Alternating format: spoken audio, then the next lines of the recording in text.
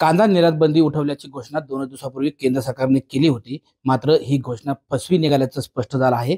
ही कांदा बंदी अजून 31 मार्च पर्यंत कंटिन्यू राहणार आहे. याबाबत बोलण्यासाठी आपल्यासोबत आहेत खासदार डॉक्टर अमोल कोल्हे. डॉक्टर साहेब, काय सांगाल? केंद्र सरकारने 2 दिवसापूर्वी कांदा निर्यात बंदी उठवण्याची घोषणा केली होती. मात्र आता असं स्पष्ट होतंय की 31 मार्च पर्यंत तर अजून कांदा निर्यात बंदी राहणार आहे. हे अत्यंत दुर्दैवी निर्णय आहे. खरं तर पुन्हा एकदा काही प्रमाणात आशा पल्लवित करण्याचा प्रयत्न 2 दिवसापूर्वीच्या निर्णयातून केला होता. पण 2 दिवसापूर्वी मी सांगितलं होतं हे पश्चात बुद्धीचा निर्णय आहे आणि सर्वसाधारणपणे मार्च महिन्यानंतर कांद्याचे भाव हे बाजारपेठेत उतरतात आणि त्यानंतर निर्यात बंदी उठवणार की नाही अजूनही स्पष्टता नाहीये.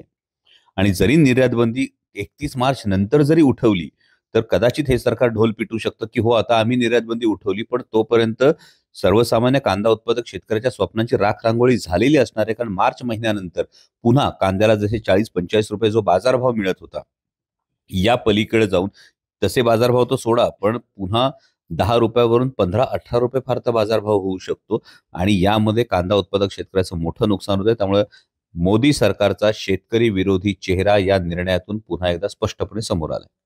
खरं तर मार्च नंतर याबाबत निर्णय होणार असं वाटतंय.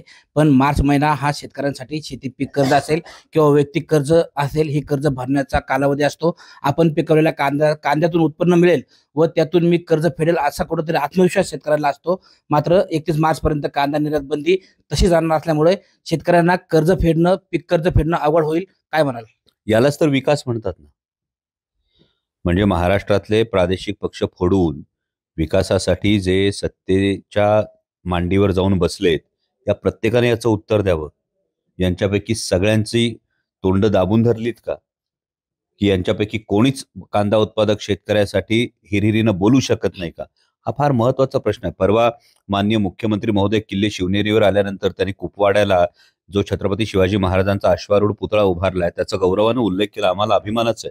पण त्यामध्ये माननीय मुख्यमंत्री असं म्हणाले की छत्रपती शिवाजी महाराजांनी पाकिस्तानच्या दिशेने तलवार रोखलेली आहे आणि ती तलवार बघून पाकिस्तान आपल्याकडे वाकड्या नजरेने बघू शकणार नाही. पण माननीय मुख्यमंत्री महोदयांना मी एक गोष्ट सांगू इच्छितो की त्या पाकिस्तानातल्या कांदा उत्पादक शेतकऱ्याचं आज भलं होतंय आणि आमच्या कांदा उत्पादक शेतकऱ्याचं कंबरडं मोडलं जातंय. तर पाकिस्तान वाकड्या नजरेनं बघणार की नाही ते बघा, ते सोडून द्या, पण किमान आमच्या कांदा उत्पादक शेतकऱ्याकडे तर सहानुभूतीच्या नजरेनं बघा.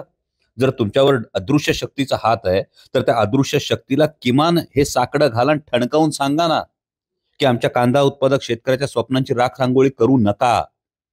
ही फार महत्वाची गोष्ट आहे. त्यामुळे विरोधक म्हणून या गोष्टी मांडत असताना ही खरं तर ही चिडचिड आहे. 8-9 वर्ष कांद्याला जेव्हा बाजारभाव नव्हते तेव्हा हे सरकार कुठे आलं नाही मदतीला, आणि आता जेव्हा कांद्याला बाजारभाव मिळाले तर एवढे दिवस कांद्याची जी निर्यात बंद करून टाकली. 2,000 कोटी रुपयांचं आतापर्यंतचं सर्वसामान्य कांदा उत्पादक शेतकऱ्याचं नुकसान झालंय.